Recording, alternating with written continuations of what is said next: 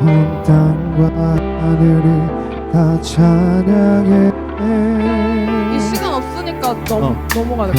한 번만 반복 안 하고 할게요. 우리 무릎 꿇고 이거 들어가 너무 주 이름 앞에 영광 돌리세.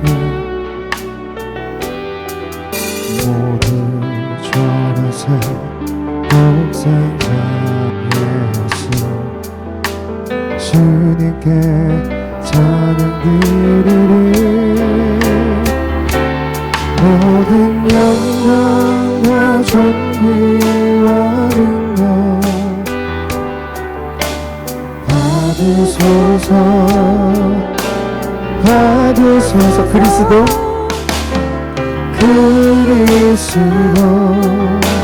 살아계신 하나님.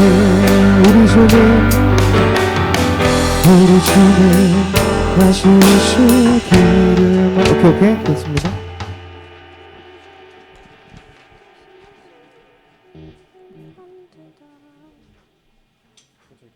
리빙 오프 들어가지고 리빙 오프?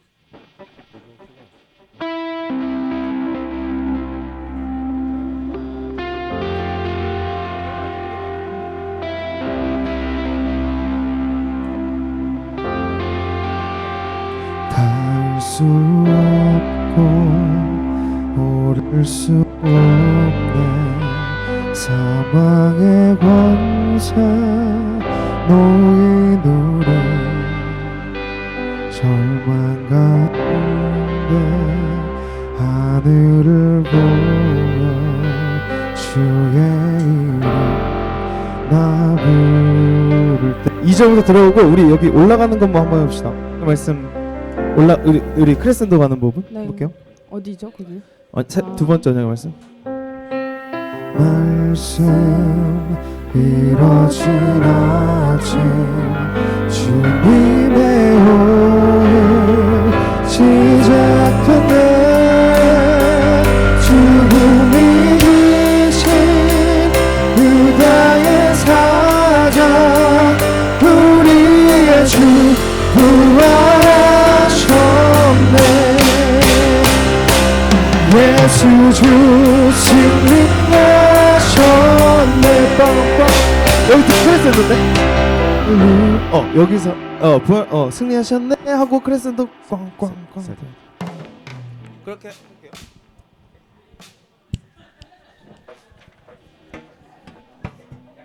기도 빨리 하고 짧게 하고 할까요?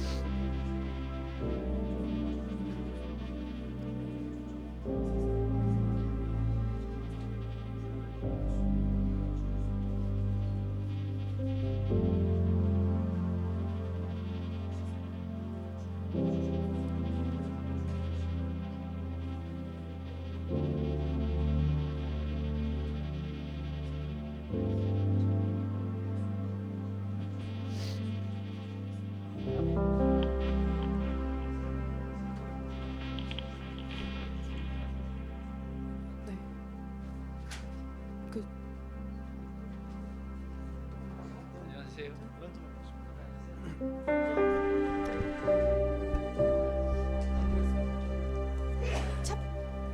샬롬.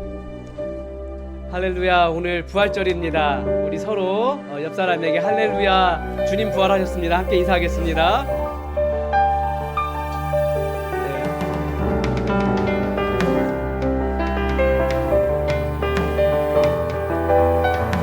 주님께서 부활하셔서 우리에게 생명을 주셨습니다. 우리가 그 찬양을 함께 기쁘게 예배하는 이 예배 시간이 되었으면 좋겠습니다.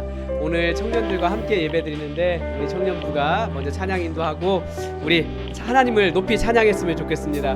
우리 다 함께 기쁜 마음으로 마음을 열고 우리 하나님만 높여드립시다.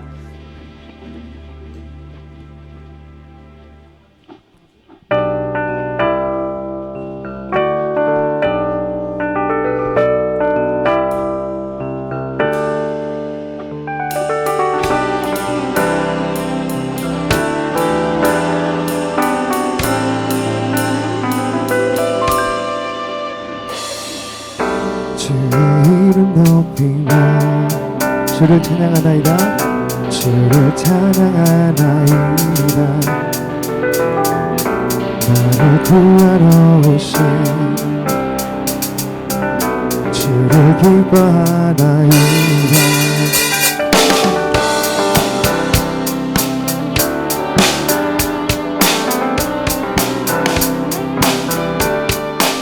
주의 이름 높이며 주의 이름 높이며 주를 찬양하나이다.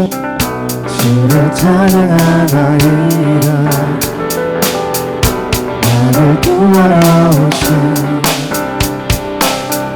주를 기뻐하나이다. 하늘 영광 하늘 영광 버리고 이 땅 위에 십자가를 지시고 죄사했네. 무덤에서 일어나 하늘로 올리셨네. 주의 이름 높이리.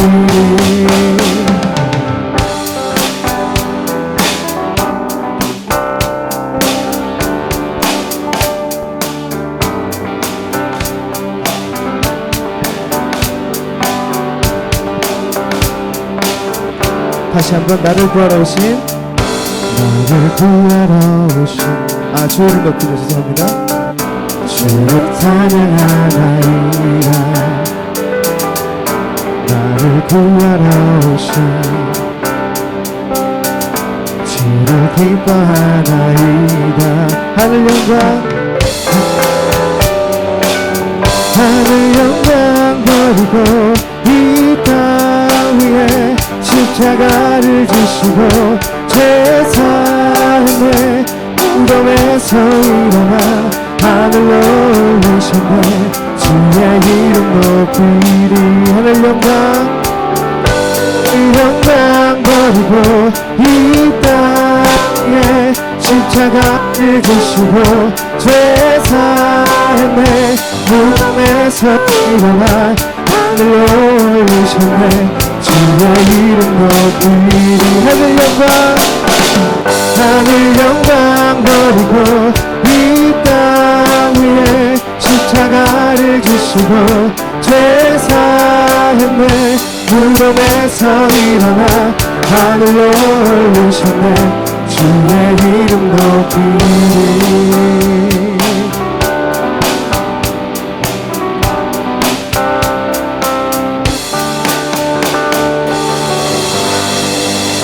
하나님께 영광의 악수 올려주시기 원합니다.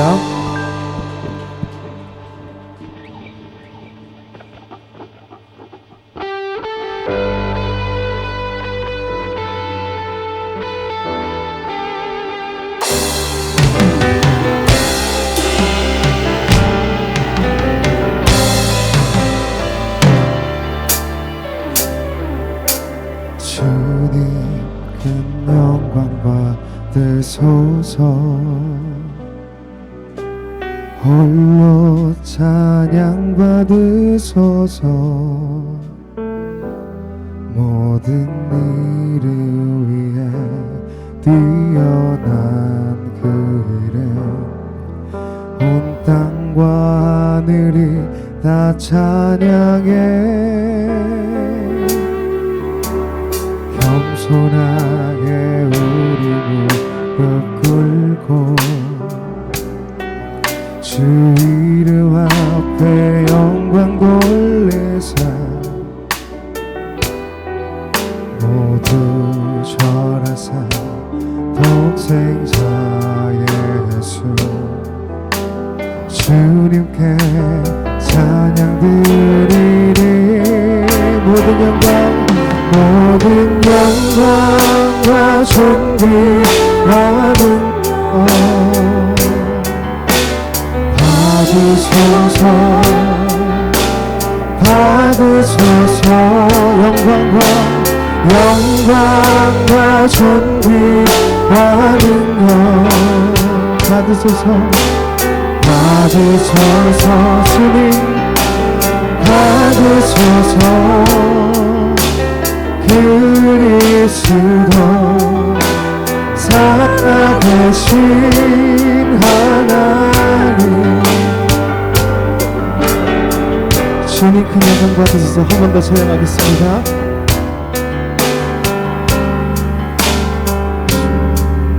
주님 큰 영광 받으셔서 주님 큰 영광 받으소서 홀로 찬양 받으소서 홀로 찬양 받으소서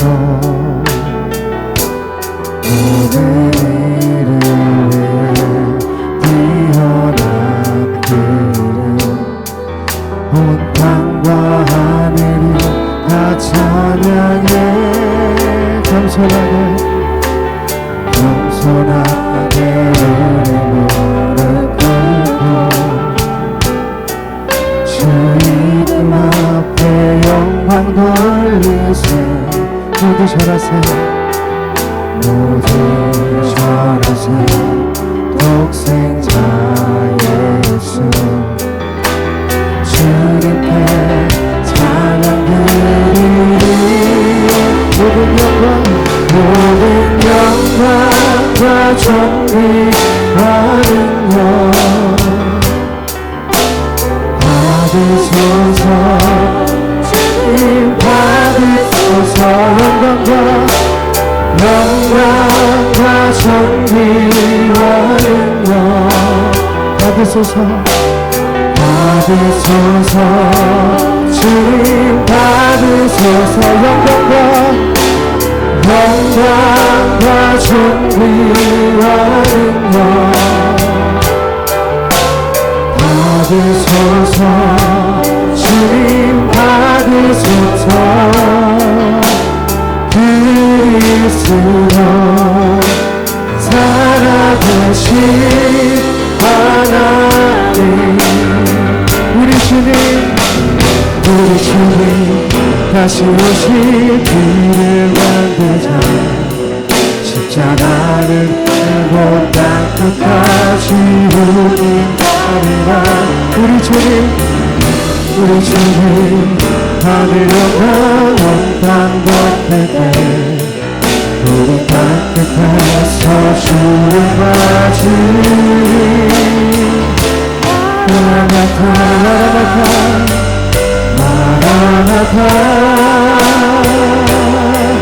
아멘 주 예수여 오시옵소서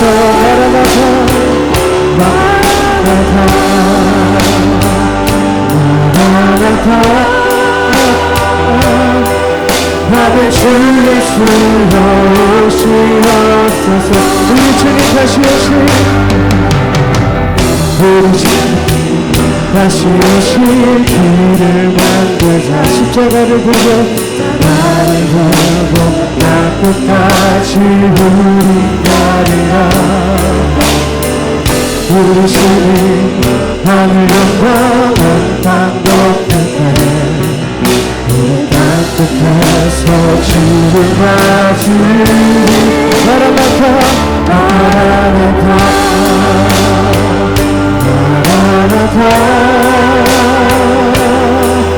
아멘 주 예수여 오시옵소서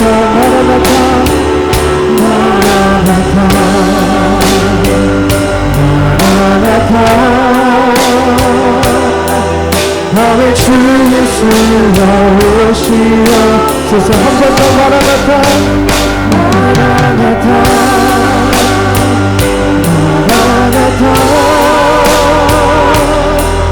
아멘 주 예수여 오시옵소서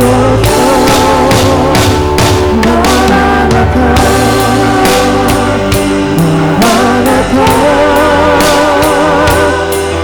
아멘 주 예수여 오시옵소서 아멘 주 예수여 오시옵소서 아멘 주 예수여 오시옵소서 아멘 주 예수여 오시옵소서 아멘 주 예수여 오시옵소서 하나님께 영광의 박수 올려주시기 바랍니다.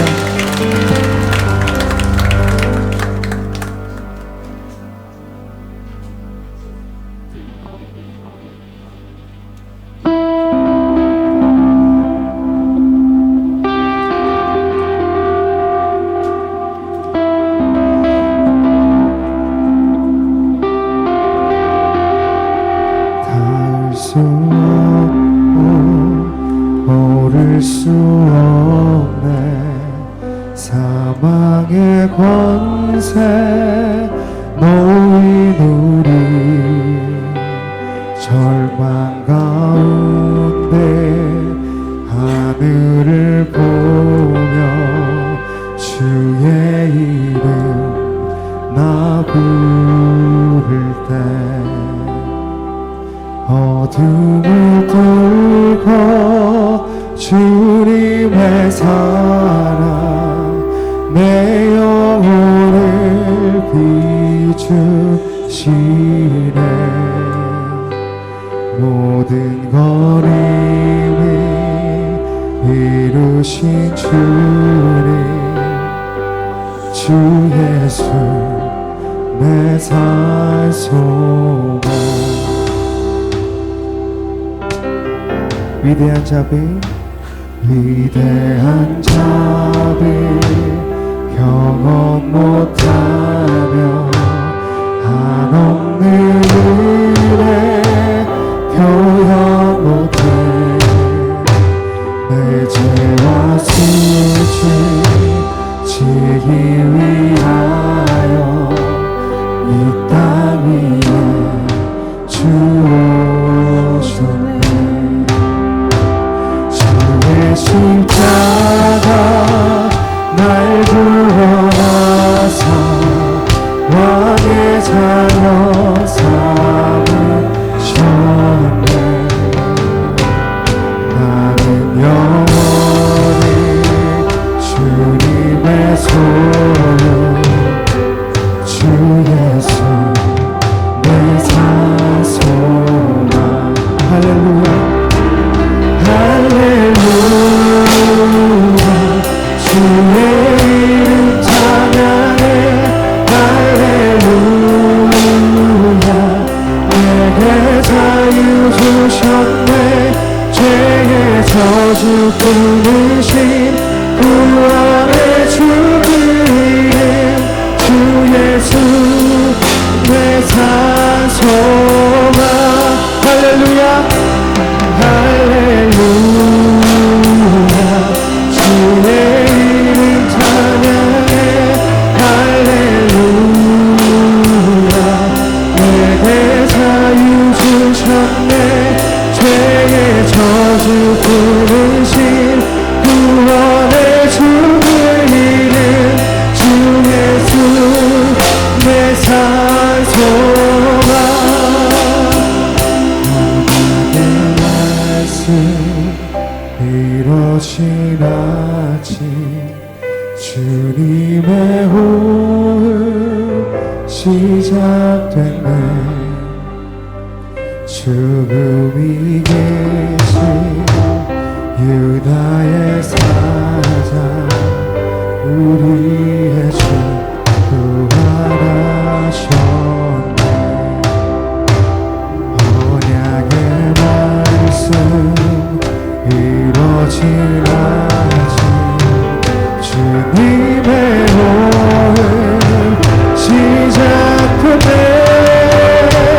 죽음이 계신 유다의 사자 우리의 주 구원하셨네. 예수 주 예수 주 승리하셨네. 여러분 찬양하시겠습니다. 할렐루야 할렐루야 주의 이름 찬양해. 할렐루야 내게 자유 주셨네. 죄의 저주 끊으신 구원의 주 그 이름 주 예수 내 산 소망.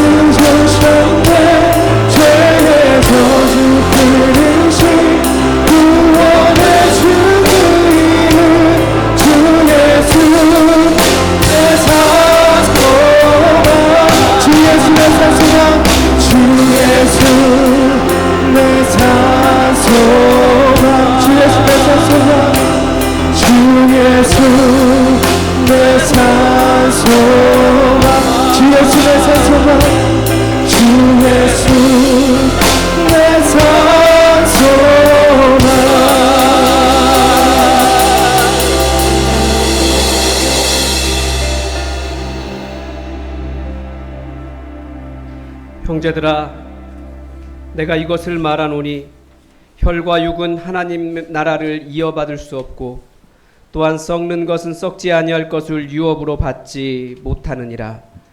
보라, 내가 너희에게 비밀을 말하노니 우리가 다 잠잘 것이 아니요 마지막 나팔의 순식간에 홀연히 다 변화되리니 나팔 소리가 나매 죽은 자들이 썩지 아니할 것으로 다시 살아나고 우리도 변화되리라. 하나님은 영이시니 예배하는 자가 영과 진리로 예배할지니라. 아멘.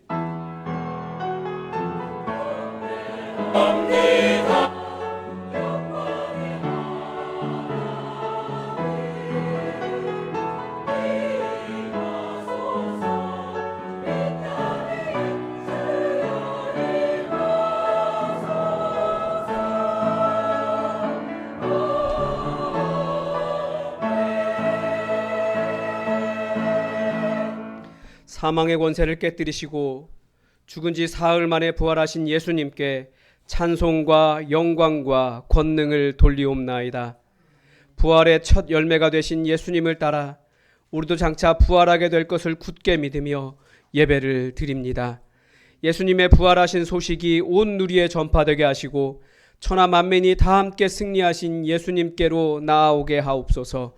견고하고 흔들리지 않는 부활의 신앙을 허락하시어 우리로 썩어 없어질 땅의 것에 소망을 두지 않게 하시고 주님의 일에 더욱 힘쓰는 성도가 되게 하여 주옵소서.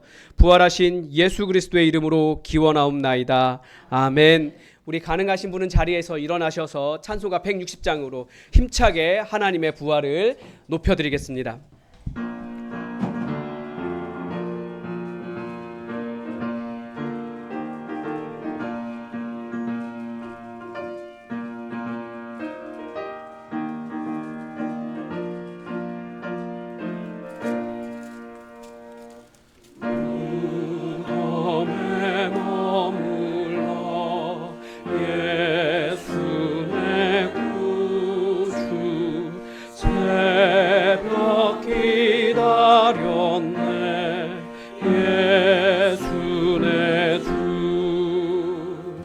원수를 다 이기고 무덤에서 살아나셨네.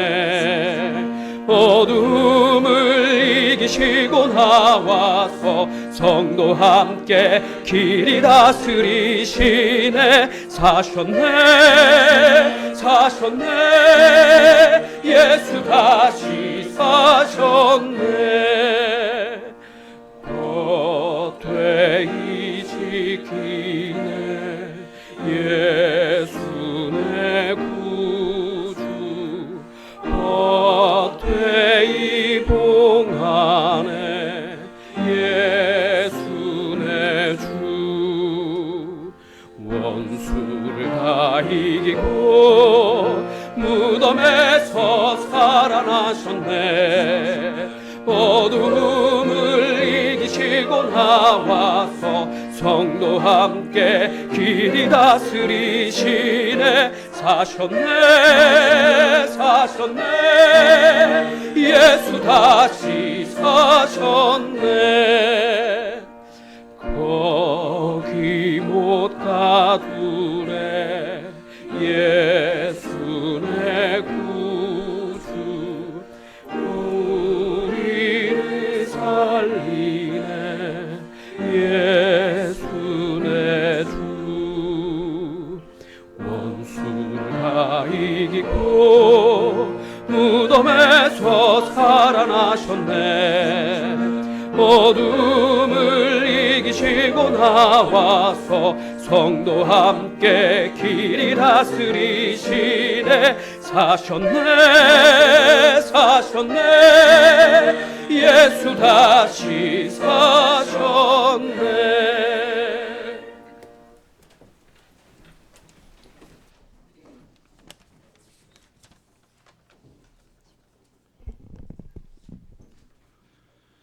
사랑과 은혜가 풍성하신 하나님 아버지, 오늘 거룩한 부활주일에 예수 품안교회가 한마음으로 주님 앞에 나와서 예배드리게 하심을 감사드립니다. 죽음을 이기시고 부활하신 예수 그리스도의 승리를 기억하며 우리에게 영원한 생명과 소망을 허락하신 은혜를 찬양합니다. 주님, 십자가의 고난을 통해 우리의 죄를 대속하시고 부활로 새로운 생명의 길을 열어주셨음을 믿습니다. 우리의 연약함과 죄악을 주님의 보혈로 씻어주시고 부활의 능력으로 새롭게 변화된 삶을 살아가게 하옵소서. 절망 가운데 소망을, 두려움 가운데 담대함을, 죽음의 자리에서 생명의 길로 인도하심을 믿습니다. 주님, 예수 품안교회를 붙들어 주시고 부활의 기쁨이 넘치는 공동체가 되게 하옵소서. 서로 사랑하며 위로하고 상처받은 영혼들을 품어 주님의 사랑을 전하는 교회가 되게 하옵소서. 교회의 모든 예배와 사역 위에 성령의 능력을 부어주시고 이 지역과 다음 세대를 살리는 생명의 통로로 사용하여 주옵소서. 부활하신 주님께서 베드로에게 사랑을 물으시고 다시 사명을 맡기셨던 것처럼 우리의 신앙도 형식이 아니라 주님을 향한 진실한 사랑 위에 세워지게 하옵소서. 우리 교회가 부활의 능력으로 새로워져 영혼을 살리고 제자를 세우는 공동체가 되게 하시며 서로 사랑하고 섬김으로 주님의 몸된 교회를 굳건히 세워가게 하옵소서. 말씀을 전하시는 최철규 목사님에게 성령의 기름 부으심을 더하시고 듣는 모든 성도들의 마음이 열려 부활의 능력을 경험하는 시간이 되게 하옵소서. 말씀을 통하여 새로운 삶으로 초대하시는 주님의 음성을 듣게 하시고 우리의 생각과 행동이 변화하게 하옵소서. 직장과 가정과 모든 삶의 자리에서 부활의 증인으로 살아가게 하시며 낙심한 이들에게 소망을 전하고 상처받은 이들에게 위로를 전하는 도구가 되게 하옵소서.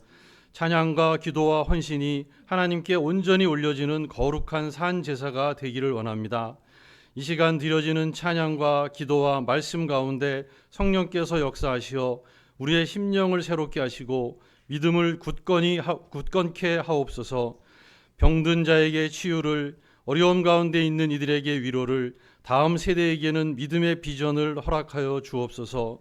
부활의 첫 열매가 되신 예수 그리스도를 바라보며 우리도 새 생명 가운데 살아가기를 결단합니다.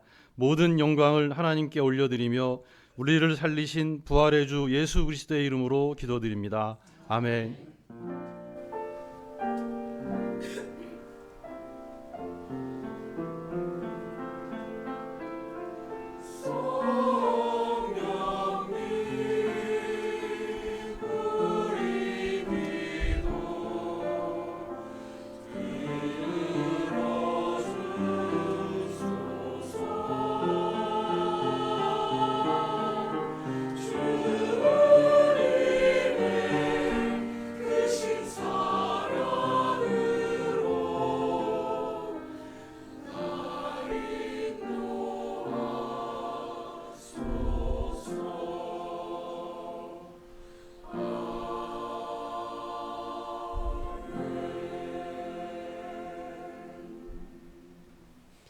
가능하신 분은 자리에서 일어나셔서 내게 있는 향유옥합 부르시면서 하나님 앞에 예물 올려드리겠습니다.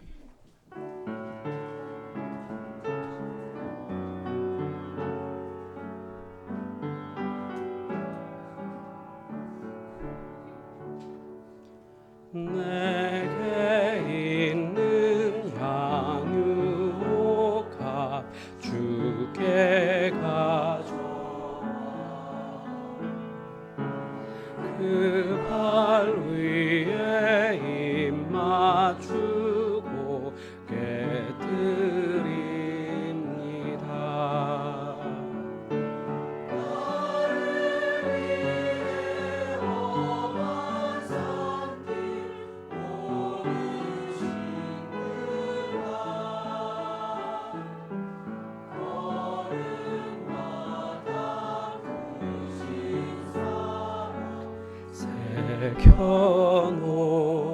새겨놓았네. 드리신 예물 위에 기도하겠습니다. 하나님 아버지, 우리를 너무나 사랑하셔서 하나밖에 없는 아들을 이 땅에 보내시고 그 사랑한다 어떻게 표현할 길 없어서 사랑하는 아들을 우리를 대신해 십자가 위에서 죽게 하시고 다시 부활하게 하셔서 우리의 인생이 고통으로 끝나는 것이 아니라 진정한 생명의 소망이 있음을 또한 가르쳐 주시니 감사합니다. 부활절을 맞아 그 은혜에 감사하며 아버지 앞에 우리에게 주신 것의 일부를 구별하여 다시 올려드립니다. 아버지, 이 마음에 담긴 감사와 우리의 정성과 우리의 모든 상황을 주님 헤아려 주시고 아버지께서 우리에게 허락하신 그 부활의 영광으로 그 생명의 충만함으로 하나님의 자녀됨으로 우리를 풍성하게 채워 주시옵소서.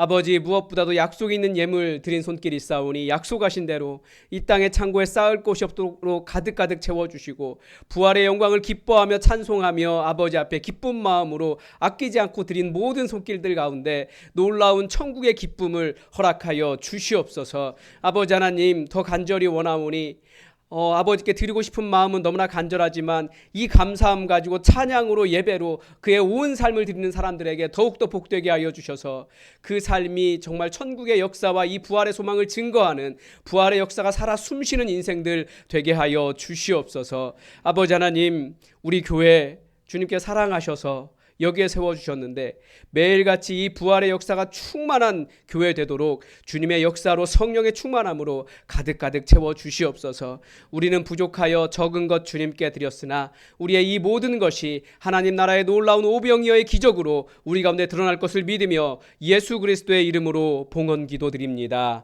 아멘. 우리 자리에 앉으시겠습니다. 네, 여러분 잘 오셨습니다. 우리 전후 좌우를 살피시면서 반갑게 인사하시겠습니다. 잘 오셨습니다. 네, 잘 오셨습니다. 네, 반갑습니다. 우리 이정순 권사님 오랜만에 오셨네요. 네, 반갑습니다. 네, 계속해서 예배 후에 함께 교제해 주시기 바랍니다. 네, 감사합니다. 오늘 오후 3시에 드림관에서 운영위원회가 개최됩니다. 그리고 오늘은 부활절 맞이해서 여러분 들어오실 때 다 하나씩 받으셨죠? 예, 부활 계란과 보리건빵이 준비됐습니다. 네, 우리 주보에도 그 보리건빵에 대한 의미를 잘 기록해 놓았는데 여러분 6월절이 있는 이스라엘의 첫 번째 달 이름이 히브리어로 뭔지 아시죠? 아빕월이라고 합니다. 그 아비브라고 하는 단어가 그 히브리어로 보리라는 뜻입니다. 예, 그래서 보리가 그 겨울을 뚫고 올라오면서 새해가 6월절에 시작되고 생명이 시작되는 그것처럼 우리도 이 부활의 역사를 이 일을 통해서 드러냈으면 좋겠고 여러분도 나누시고 또 여러분의 주변에 복음을 증거할 사람들에게 가져가셔서 이 부활의 소식을 여러분도 함께 전하는 기회가 되었으면 좋겠습니다. 우리 하나님 말씀 보겠습니다. 오늘 우리에게 주신 하나님 말씀은 요한복음 21장 15절에서 25절입니다. 요한복음 21장 15절에서 25절입니다. 우리 하나님의 말씀을 다 함께 받들어 읽겠습니다. 그들이 조반 먹은 후에 예수께서 시몬 베드로에게 이르시되 요한의 아들 시몬아, 내가 이 사람들보다 나를 더 사랑하느냐 하시니 이르되 주님, 그러하나이다. 내가 주님을 사랑하는 줄 주님께서 아시나이다. 이르시되 내 양을 먹이라 하시고 또 두 번째 이르시되 요한의 아들 시몬아, 내가 나를 사랑하느냐 하시니 이르되 주님, 그러하나이다. 내가 주님을 사랑하는 줄 주님께서 아시나이다. 이르시되 내 양을 치라 하시고 세 번째 이르시되 요한의 아들 시몬아, 내가 나를 사랑하느냐 하시니 주께서 세 번째 내가 나를 사랑하느냐 하심으로 베드로가 근심하여 이르되 주님, 모든 것을 아시오매 내가 주님을 사랑하는 줄을 주님께서 아시나이다. 예수께서 이르시되 내 양을 먹이라. 내가 진실로 진실로 내게 이르노니 내가 젊어서는 스스로 띠띠고 원하는 곳으로 다녔거니와 늙어서는 내 팔을 벌리리니 남이 내게 띠띠우고 원하지 아니하는 곳으로 데려가리라. 이 말씀을 하심은 베드로가 어떠한 죽음으로 하나님께 영광을 돌릴 것을 가르치심이로라. 이 말씀을 하시고 베드로에게 이르시되 나를 따르라 하시니 베드로가 돌이켜 예수께서 사랑하시는 그 제자가 따르는 것을 보니 그는 만찬석에서 예수의 품에 의지하여 주님을 파는 자가 누구오니이까 묻던 자더라. 이에 베드로가 그를 보고 예수께 여짜오되 주님, 이 사람은 어떻게 되겠사옵나이까? 예수께서 이르시되 내가 올 때까지 그를 머물게 하고자 할지라도 내게 무슨 상관이냐? 너는 나를 따르라 하시더라. 이 말씀이 형제들에게 나가서 그 제자는 죽지 아니하겠다 하였으나 예수의 말씀은 그가 죽지 않겠다 하신 것이 아니라 내가 올 때까지 그를 머물게 하고자 할지라도 내게 무슨 상관이냐 하신 것이로라. 이 일들을 증언하고 이 일을 기록한 제자가 이 사람이라. 우리는 그의 증언이 참된 줄 아노라. 예수께서 행하신 일이 이 이외에도 많으니 만일 낱낱이 기록된다면 이 세상이라도 이 기록된 책을 두기에 부족할 줄 아노라. 아멘.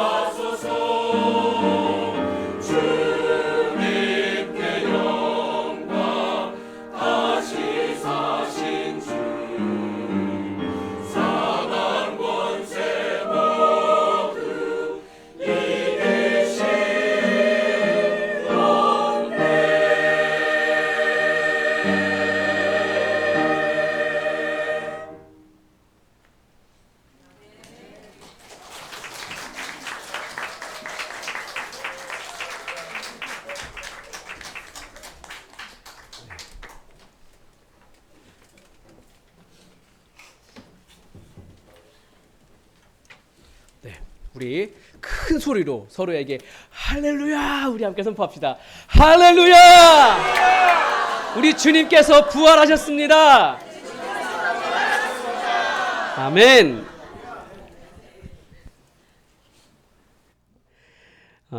예수님의 이야기는 죽음으로 끝나는 것이 아니라 예수님의 부활로 끝이 납니다. 이 사실은 우리 인생에 고난이 아무리 가득 차 있다 할지라도, 심지어 죽음과 같은 일이 우리에게 다가온다 할지라도 우리 성도에게는 반드시 예수님의 부활로, 그 승리로 끝난다는 사실을 가르쳐 줍니다.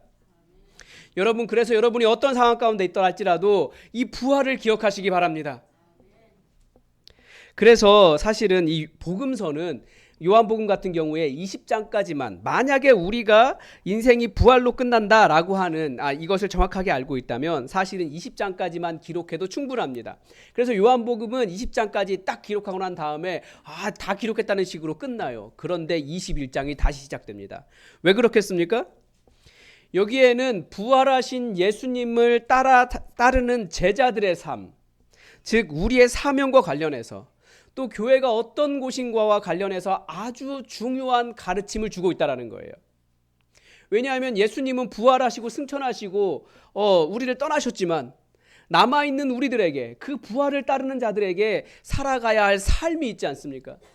그 부활을 믿는 자들은 어떤 삶을 이루며 살아갈 것인가, 그것을 21장에서 가르쳐 주는 것입니다. 부활은 단순히 죽은 자가 살아나는 이야기에서 멈추지 않습니다. 그냥 기적 이야기가 아니라는 거예요. 부활은 절대 그럴 수가 없습니다. 이 부활은 반드시 우리 삶에 어떤 변화를 가져옵니다. 그것이 무엇이냐는 거예요. 우리도 결국 죽음을 맞이하게 될 텐데 주님 오시는 그날 부활할 것이다, 이것만 이야기하려는 것이 아니라는 거예요. 그것도 중요하죠. 맞습니다. 우리는 죽음 이후에 반드시 부활합니다. 그러나 부활 때문에 절대 이 세상을 두려워하지 않는 그 제자들이 무엇을 해야 하는가 기억해야겠죠. 많은 사람들은 예수님의 부활을 기억한다고 하면서 다들 승리주의에 빠져 있어요. 우리가 그리스도의 부활을 증거해야 되기 때문에, 주님께서 또 우리를 그렇게 사랑하시기 때문에 우리는 온 세상에 승리한 사람이다, 그래서 우리의 승리로 뒤덮으려고 하는 마음도 있어요. 때로는 예수 그리스도께서 그렇게 당신의 생명을 주시면서까지 우리를 사랑하셨으니까 우리가 어떤 것을 해도 주님은 무조건 우리를 사랑하실 것이다, 우리는 그렇게 착각하기도 합니다. 그래서 많은 사람들이, 예수님을 믿는다고 하는 사람들이 자신들의 치부를 가리기 위해서 자기들의 욕심과 이기적인 욕심을 채우려고 이 예수님의 부활을 사용하는 것도 사실입니다. 그러나 예수님께서 그 하늘 보좌를 버리시고 이 땅에 내려오셔서 고초당하시고 십자가에 죽으시고 그러면서 부활을 보여주시면서까지 우리에게 반드시 하고 싶으셨던 말씀이 있습니다. 그것이 무엇이냐? 우리 주님은, 우리 하나님은 온 세상을 만드시고 이 세상이 깨어질 때 가장 아파하신 분이 누구십니까? 우리 하나님이세요. 가장 아름다운 창조물을 만드셨는데 그것이 깨지는 거예요. 그럼 누가 가장 아파요? 만든 자가 가장 아픈 거예요. 당신의 작품이 깨졌으니까. 그래서 근데 그 깨어짐이 무엇이냐는 거죠. 그게 바로 우리 서로의 관계고 우리가 파괴하고 있는 세상입니다. 하나님은 어떻게든지 자녀의 관계를 회복하고자 가장 소중한 아들을 내어주신 그 희생과 화해를 통해서 우리에게 손을 내미신 거예요. 더 이상 우리가 갈라진 존재가 아니라 서로 손잡고 이제 화해하자. 그래서 우리 그리스도인들은 어떤 사람들입니까? 성경에 우리를 어떤 사람으로 부르셨다라고 기록하고 있습니까? 우리를 화해의 직분으로 부르셨다, 이렇게 말합니다. 그러니까 우리는 끊임없이 화해하는 사람들인 거예요. 이 사랑을 아는 그리스도인들은 끊임없이 용서하고 화해합니다. 그래서 이 예수님의 부활 사건을 새로운 사랑의 질서의 시작이다, 이렇게도 말합니다. 즉 우리가 그 사랑의 질서를 어떻게 만들어 가겠느냐, 그 이야기를 오늘 본문에서 하는 거죠. 여러분, 예수님의 부활이 바꾼 새로운 질서가 많이 있는데 대표적으로 우리 유대교와의 차이를 보면 정확하게 알 수 있어요. 예수님의 부활은 유대교로부터 벗어나서 새로운 그리스도인 그 자녀들의 삶을 만드신 것입니다. 유대교도 우리와 같은 하나님 섬긴다고 하죠. 근데 유대교와 우리의 차이가 뭐예요? 우리가 그것을 명확히 잘 구분하지 못해요. 삶의 방식이 다른 겁니다. 유대교도 하나님을 섬긴다고 하지만 그들이 하나님을 섬기는 방법은 하나님의 인격을 닮은 것이 아닙니다. 우리는 그것을 뭐라고 부릅니까? 종교라고 부릅니다. 그러니까 얼마든지 우리가 예수님 믿는다고 하면서 우리도 유대인들처럼 유대교처럼 종교적이 될 수 있다라는 거예요. 그래서 유대교와 반대를 생각해 보면 되는데, 첫 번째 유대교와의 차이는 우리는 율법 중심의 신앙을 벗어난 것입니다. 신약성경 전체가 그 이야기하고 있어요. 사실 구약성경도 그 이야기를 하고 있는데 절대 우리 신앙은 율법이 중심이 아니라는 거예요. 여러분, 유대교에서 칭찬받는 좋은 성도는 어떤 사람들입니까? 안식일을 잘 지키고 예물도 잘 드리고 성경도 잘 외우고 죄인과 구별된 삶을 사는 것입니다. 이거 굉장히 중요한 일이에요. 우리도 그렇게 되어야만 돼요. 그런데 이것을 해서 우리가 구원받은 것이 아니라 우리가 구원받았기 때문에 감사해서 이것을 지키는 거예요. 즉 복음의 결과로 혼돈할 때 잘못하면 우리도 종교가 될 가능성이 있는 거죠. 우리 주님은 그것을 벗어나게 하시고자 은혜를 먼저 주신 거예요. 아직 회개하지도 않은 죄인들을 향해서 먼저 용서하시고 그 은혜를 아는 사람들을 이제 따라와라 라고 말씀하신 거죠. 이게 종교와, 즉 유대교와 우리 복음을 아는 그리스도교의 차이입니다. 또 다른 특징은 그 유대교의 그 종교의 비인격성을 벗어났다는 것입니다. 유대교는 제사를 중심으로 하잖아요. 제사를 중심으로 드리는 종교에는 얼굴이 없어요. 서로의 얼굴이.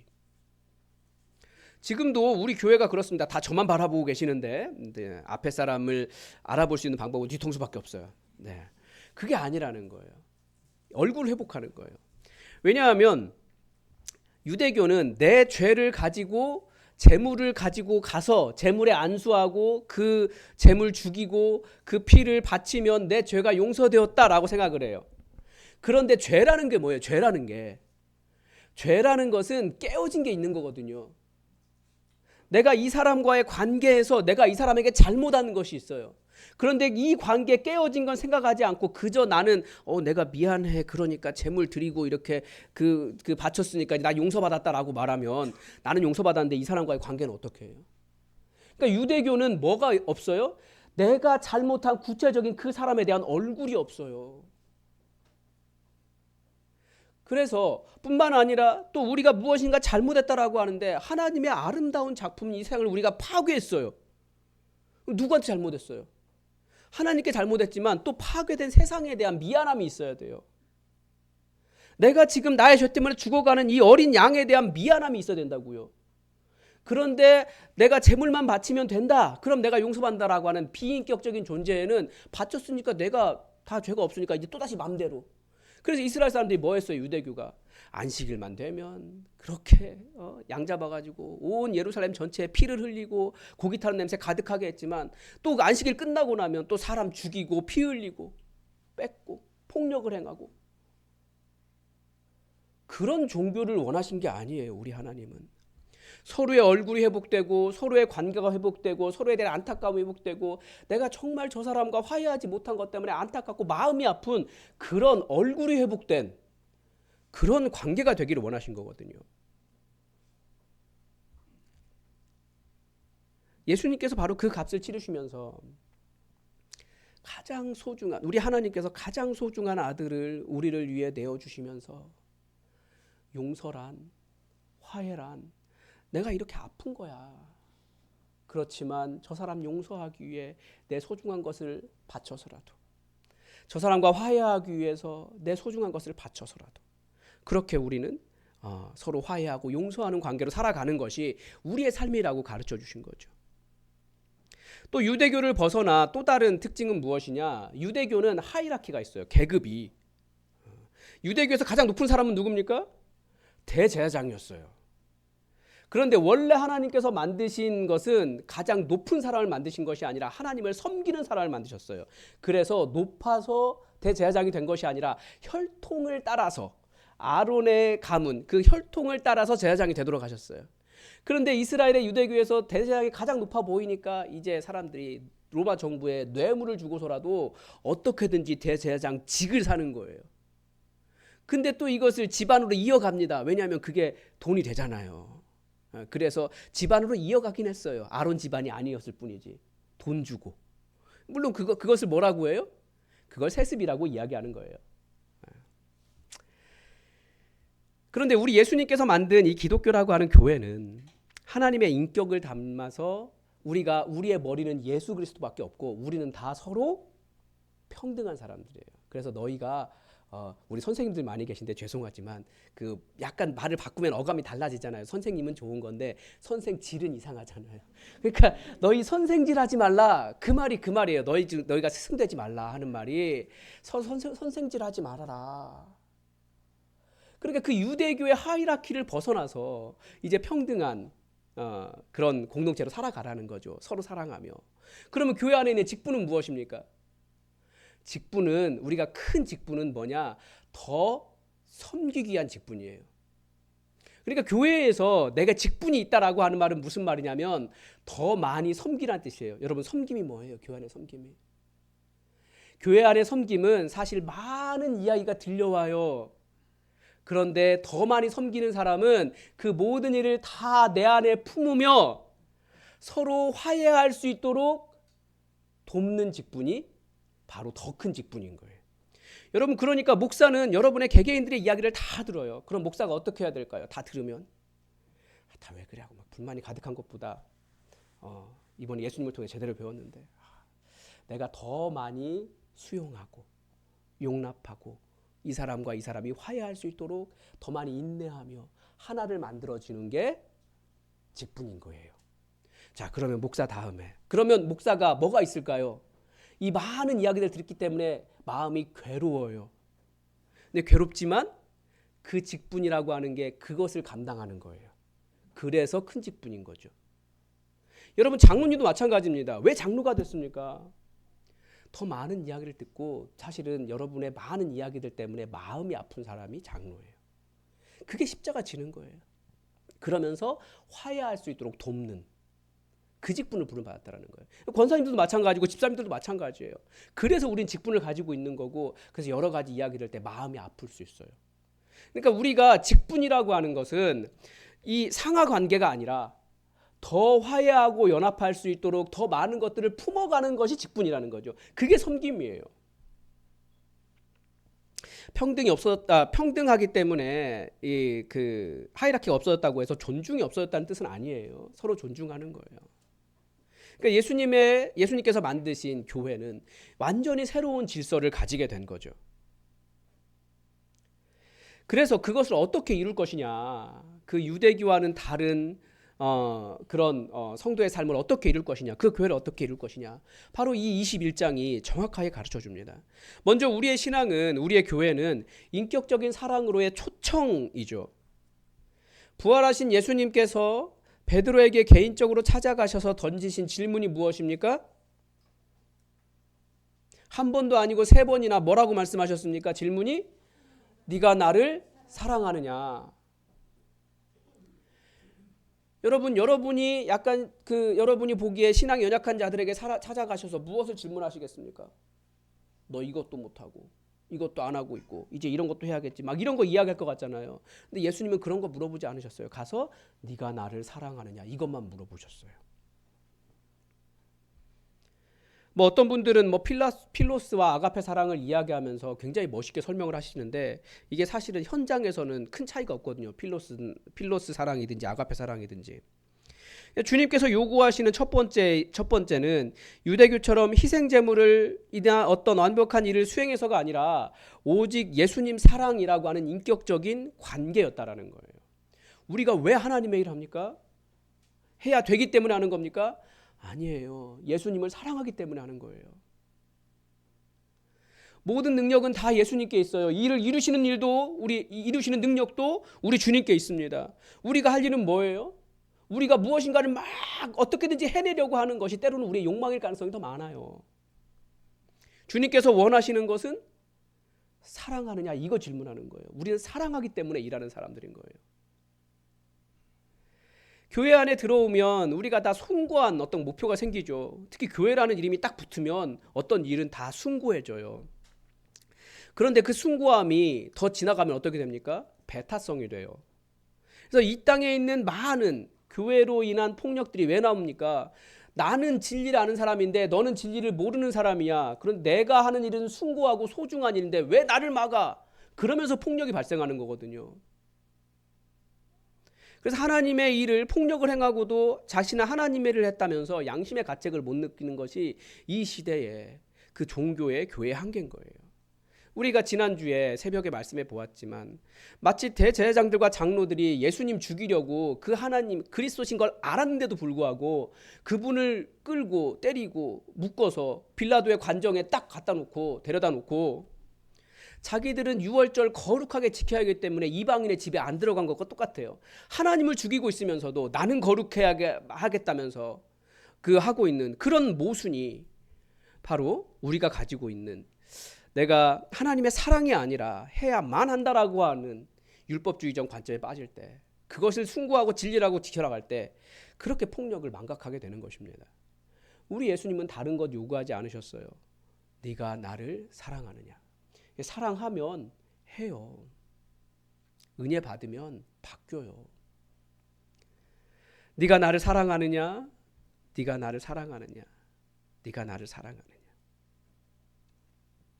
예수님께서 십자가 지신 이유도 우리를 사랑해서입니다. 여러분 자신이 사랑스러우십니까? 우리는 다 자기 자신을 사랑해요.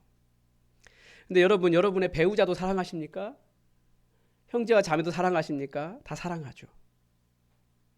우리는 사랑하기 때문에 또 사랑받은 것을 알기 때문에 사랑하게 되고 사랑스러워 보이는 거예요. 제가 그것을 어디서 느꼈냐면 지난주 이제 특별 새벽기도 쭉 하는데 점점 더 많은 분들이 모이시는 거예요.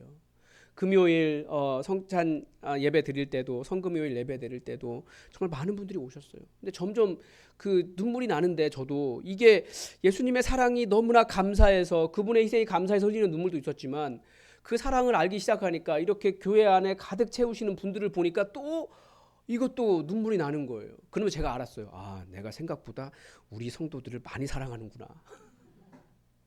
근데 우리 서로가 다 그런 사랑이 있는 거예요.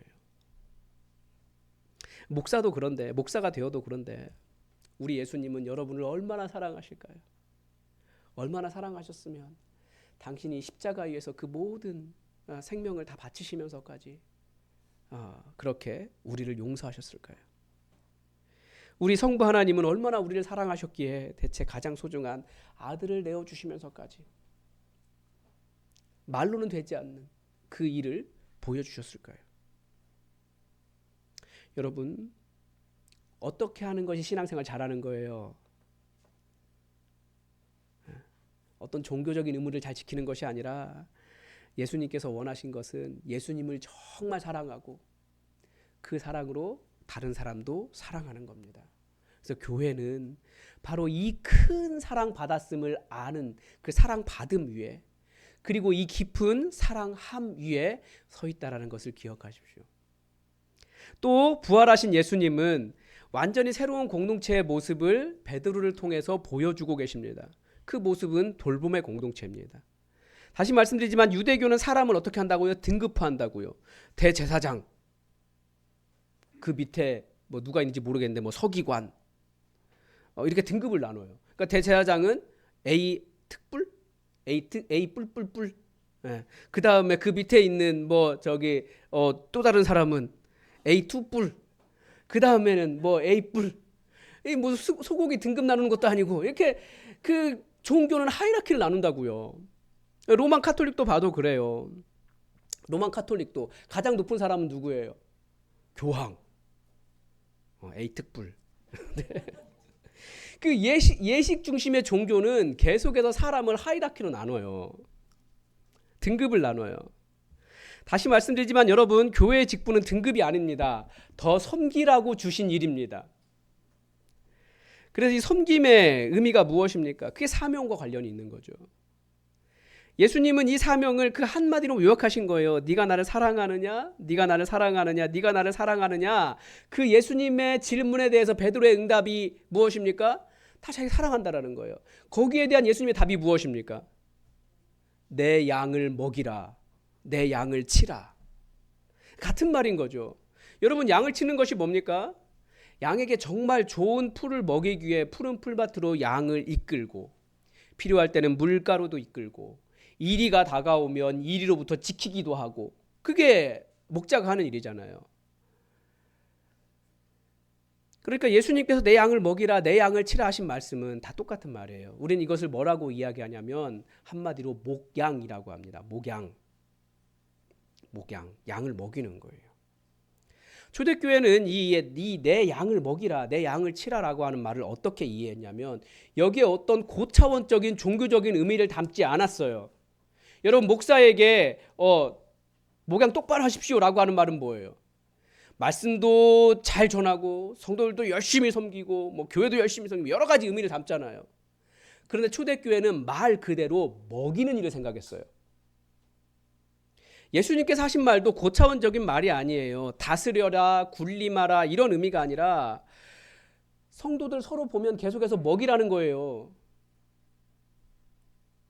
초대교회는 이 말씀을 그냥 그대로 이해했습니다. 그래서 초대교회 성도들은 끊임없이 서로를 내 집으로 불러서 밥 먹었습니다. 목양이에요, 목양. 성도, 제자, 그리스도의 영광은 이 목양에 있습니다. 그런데 여러분, 이 시대의 목양은 누가 합니까? 다들 목사가 한다고 생각해요. 근데 성경적인 목사의 일은 여러분들이 목양을 할 수 있도록 여러분을 훈련시키는 일이 목사의 일이고, 목양은 누가 하는 거예요? 여러분이 하는 거예요. 여러분, 이 시대의 교회의 목사들이 다들 뭔가 굉장히 그 A 특불 누리고 있잖아요. 그래서 그거 아니라고 말하고 우리 평등한 공동체 만들려고 하잖아요. 그 평등이 뭐예요?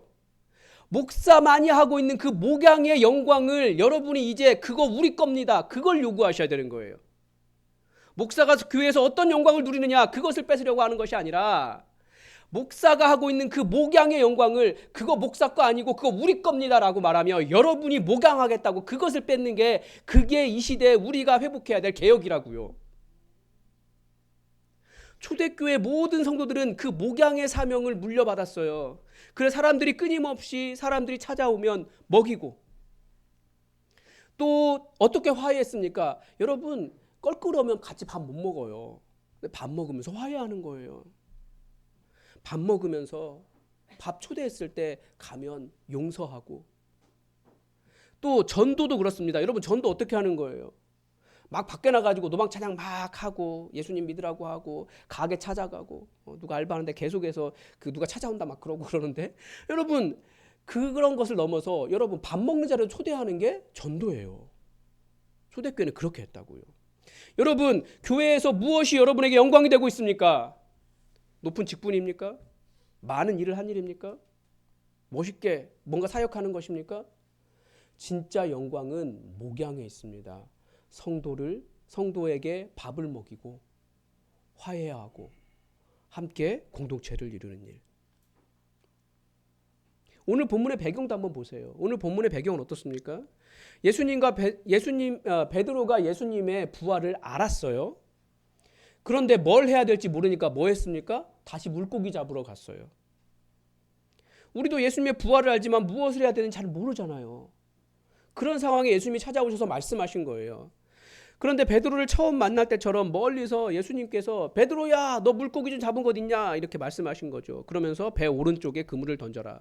그랬더니 너무나 많이 잡힌 거예요. 베드로가 이 장면 어디서 봤던 것 같은데, 자기 부르심 받았을 때 그 장면이잖아요. 그래서 고개를 들어서 딱 보니까 예수님인 거예요. 그래서 그 물고기 열심히 잡다가 그 옷도 입지 않은 채로 그냥 바다에 들어가가지고 헤엄쳐가지고 예수님한테 막 달려갔어요. 그거 있잖아요. 다시 예순이 그 드라마가 생각이 나는데, 박보검이 배에서 뛰어내려가지고 막 예수님한테 헤엄쳐가는 것처럼, 돌고래인가봐 그런 것처럼 베드로가 막 예수님 사랑해서 막 간 거예요. 근데 예수님이 뭐라고 하셨을까요? 만약에 누가 저한테 잘못을 아주 많이 한 제자가 그렇게 막 자기에게 다가오고 있으면 왜 우는 거야? 그런 생각하거나, 그래 너 잘 왔다, 그래 너 왜 나한테 그랬어, 그런 말 할 만해요. 근데 예수님은 그런 말씀 안 하셨어요. 너 왜 절대 부인하지 않는다 그랬으면서 나 신문 받을 때 3번이나 나 부인했어. 이런 것도 묻지 않으셨어요. 겟세마네 동산에서 나 잡힐 때 너 나 지켜준다고 했잖아. 왜 도망갔어? 이런 말씀도 하지 않으셨어요. 나 십자가에 달릴 때 나 진짜 외로웠다. 내가 사랑하는 너 없어서. 이런 말씀도 하지 않으셨어요. 예수님 뭐라고 말씀하셨습니까? 12절에 보면 우리말로 너무나 멋있게 조반 먹어라 이렇게 되어 있는데 그게 아니라 뭐냐면 이리 와서 아침 먹어라 였어요. 그러니까 예수님도 아무 말씀 안 하시고 밥 먹이셨어요. 13절에 보면 빵도 뭐 생선도 그렇게 했다라고 되어 있는데 그게 뭐냐면 정확한 원어의 의미는 빵도 집어서 주시고 생선도 집어서 주셨습니다. 이렇게 돼 있어요. 그러니까 집어서 이거 먹어. 고생 많았다. 잘못한 거 괜찮아. 그러면서 먹이신 거예요. 그러면서 하신 말이 그 말씀인 거죠. 내 양을 먹여라. 내 양을 쳐라. 그러니까 우리가 부활하신 예수님 우리 알아요. 예수님 부활하신 거 다 알아요. 어떻게 살아야 할까요? 먹이라는 거예요. 그것을 목양이라고 해요. 우리 모두에게 그 목양의 사명, 목양의 영광이 있습니다. 근데 지금 다 목사에게만 목양을 미루고 있는데 그게 아니라는 거예요. 여러분 어떤 종교가 세상에 밥 먹는 것이 종교의식이 됩니까? 초대교회는 밥 먹는 것이 종교 예식이었어요. 그러니까 밥 언제 먹어요, 여러분? 하루에 몇 번 먹어요? 그 모든 순간들이 다 뭐가 될 수 있어요? 예배가 될 수 있어요. 여러분 식사 어디에서 하세요? 집에서도 하고 같이 먹으면 식당에서도 할 수 있죠. 그럼 거기가 교회가 될 수 있는 거예요. 그래서 초대교회는 그 놀라운 그 로마를 뒤집으실 정도로 50%가 넘는 수가 예수님을 믿었어요. 밥 먹었으니까. 전도도 누군가 예수 믿지 않는 사람들에게 식사 자리에 초대한 거예요. 그러면서 예수님 이야기하는 것, 예수님 따라 사는 삶을 보여주니까 사람들이 자연스럽게 예수님을 믿었어요. 예수님을 믿는 것이 굉장히 어려운 일이 아니었어요. 초대교회 시절에 예수 믿는다고 많은 바리새인들이 또 많은 제사장들이 집안에서도 쫓겨나고 직장도 잃었습니다. 그들을 먹이기 위해서 사람들이 자신의 재산을 내놓기 시작했어요. 그게 사도행전에 나오는 이야기예요. 그게 교회였습니다. 어떤 사람은 종교적으로 율법적으로 옳으냐 그르냐를 따졌습니다. 그것 때문에 사도 바울이 그렇게 화가 나가지고 너희가 은혜로 시작했다가 율법으로 마친다고 뭐라고 한 거예요. 그 옳음이나 다름이나 틀림이 나오면 어떻게 됩니까? 우리는 쫓아내요. 그런데 밥 먹는 자리는 어떤 자리예요? 사랑함으로 품고 먹이고 돌보는 자리입니다. 그 삶이 교회가 된 겁니다. 여러분, 예수님의 부활은 그 성전 안에 박제되었던 하나님을 우리의 식탁으로 끌어낸 사건입니다. 이제 우리의 예배는 성전 안의 예식이 아니라 굶주린 양들을 먹이고 상처 입은 사람들을 돌보는 사랑의 일이 됩니다. 이것이 부활을 목격한 증인들이 살아내야 할 새로운 삶이라고 요한복음 다 예수님의 부활까지 끝났는데도 한 장을 더 할애해서 우리에게 반드시 이렇게 따라라고 한 그 일이라는 거예요. 주님은 오늘도 우리에게 물으십니다. 네가 나를 사랑하느냐? 그렇다면 가서 여러분 옆에 하나님께서 보내주신 양들을 먹이십시오. 자꾸 뭘 잘했느냐 못했냐를 따지지 마십시오. 다른 사람은 그 뒤에 말씀은 보지 않았지만 그 다른 사람은 살겠냐 죽겠냐 뭐 어떤 일을 하느냐 얼마나 위대한 일 하냐 그런 것도 비교하지 마십시오. 주어진 환경에서 먹이십시오. 그 일은 누구든지 할 수 있어요. 학력이 높아도 학력이 낮아도 남자도 여자도 다 할 수 있는 일이에요. 그래서 초대교회는 정말 말로 할 수 없는 사람 취급 못 받던 사람들도 다 예수님의 목양의 영광을 회복한 사람들이었습니다. 거창한 사역만을 부르심이라고 생각하지 마십시오. 주님은 밥이라고 하는 우리의 일상 자체를 새로운 의미로 바꾸셨음을 기억하고 부활하신 예수님을 따라 사는 여러분, 이제 이 목양의 영광을 회복할 수 있기를 바랍니다. 우리 이 시간 같이 좀 찬양했으면 좋겠는데요. 우리 주님 다시 오실 때까지 함께 찬양할 텐데 우리는 주님의 영광, 주님께서 우리에게 오셔서 보여주실 놀라운 온 땅을 덮을 영광을 기대해요. 뭐 강력한 부활의 영광, 능력 막 이런 거 노래하는데 그 부활의 영광과 능력이 무엇인지 오늘 말씀을 다시 기억하면서 내가 그렇게 부르심에 순종하며 살겠다고 고백하며 이 찬양 함께 했으면 좋겠습니다.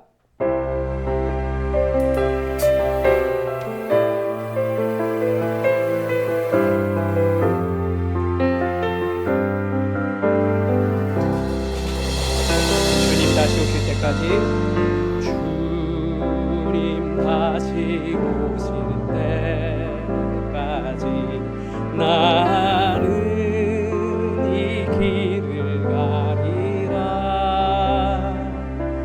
좁은 길 나의 십자가 지고 나의 가는 이 길 끝에서 나는 주님을 노리라. 영광의 내 주님 나를 맞아주시니 주님 다시 오실 때까지 주님 다시 오실 때까지 나는 일어나 달려간다. 주의 영광 온 땅 덮을 때 나는 일어나 노래하리. 내 사모하는 주님 온 세상 구주시라. 내 사모하는 주님 영광의 왕이시. 내 사모하는 주님 내 사모하는 주님 온 세상 구주시라. 내 사모하는 주님 영광의 왕이시라. 우리 다 함께 기도합시다. 여러분, 우리를 위해 죽으시고 부활하신 그 주님, 나도 사랑합니다. 나도 사랑합니다. 나도 사랑합니다. 그렇게 고백할 수 있기를 바랍니다.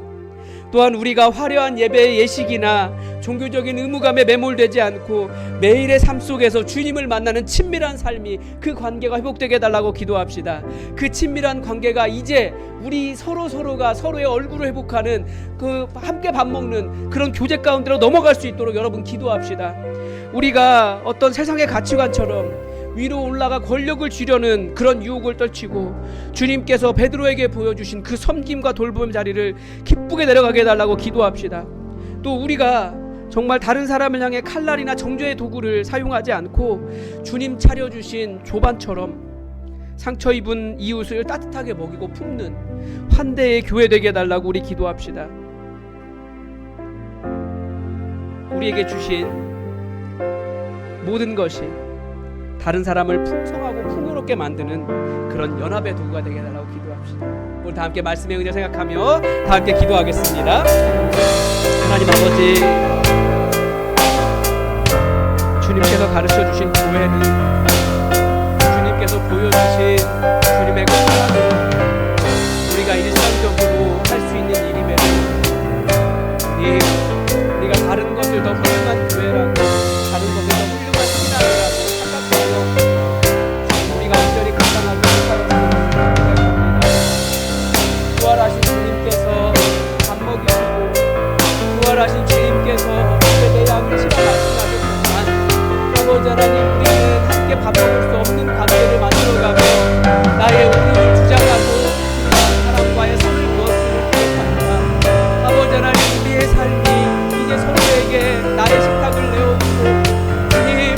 떡을 내어놓고 서로를 먹이는 주님이 목양의 사역이 우리에게 도와주시옵소서. 우리 교회 모든 성도들이 다 함께 목양의 이 역사를, 이 영광을 회복할 수 있도록 도와주시고, 아버지 하나님, 그래서 우리가 온전한 관계 속에 설 수 있도록 주님 도와주시옵소서. 주님, 우리가 놀라운 일을 이루려는 것이 아니라 주님께서 보여주신 그 일을 이루고자 하오니, 주님, 우리의 배타성이 환대와 먹임이 될 수 있도록 우리의 사명을 새롭게 하시고, 우리에게 따뜻하게 돌보는 먹이는 마음이 우리에게 일어나게 하여 주시옵소서.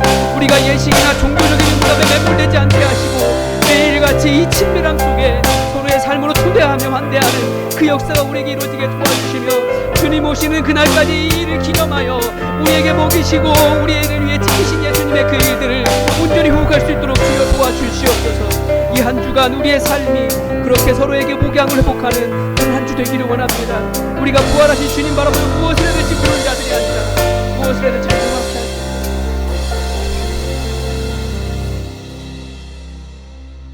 하나님, 우리에게 하나밖에 없는 아들을 내어주셔서 우리를 자녀 삼아 주시고 구원하여 주시고 놀라운 사명도 주셔서 감사합니다.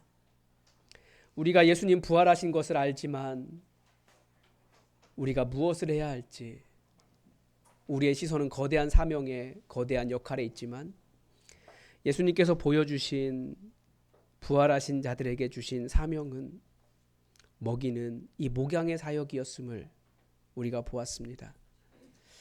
우리가 부활하신 예수님 기억하며, 나에게 따뜻한 밥 주신 예수님 기억하며, 당신의 몸과 피를, 몸을 찢기고 피를 흘리시며 우리에게 먹이신 예수님의 이 사랑 기억하며, 나도 주님께서 내 옆에 두신 양들을 먹이고 입히고 돌보며 그렇게 공동체를 이뤄갈 수 있게 도와주시옵소서.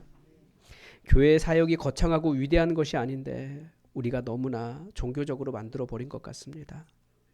다시 우리의 모습을 반성하며 예수님께서 벗어나라고 하신 유대교의 모습이 아니라 주님께서 새롭게 만드신 이 사랑의 질서를 회복하는 우리 부활신앙 되게 하여 주시옵소서. 이번 한 주간 우리가 목양해야 될, 우리가 우리 식탁으로 초대하고 함께 먹여야 될 사람들을 생각하며 화해가 일어나게 하시고 용서가 있게 하시고 하나됨이 일어나게 하여 주시옵소서. 그렇게 서로의 얼굴이 회복된 공동체로 우리가 살아갈 수 있도록 도우시길 원하며 예수 그리스도의 이름으로 기도드립니다. 아멘. 지금은 가장 따뜻한 마음으로 우리에게 밥을 먹여주신 우리 주 예수 그리스도의 은혜와